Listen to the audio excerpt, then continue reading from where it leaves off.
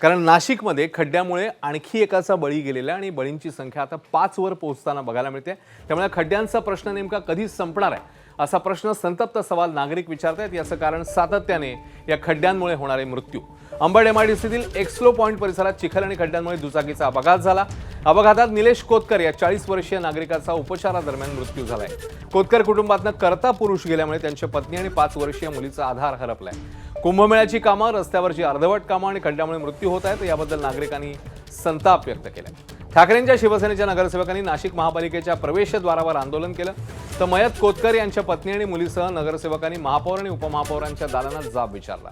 शिवाय महापालिकेच्या सार्वजनिक बांधकाम विभागाच्या कार्यालयाबाहेर ठिय्या आंदोलन केलं।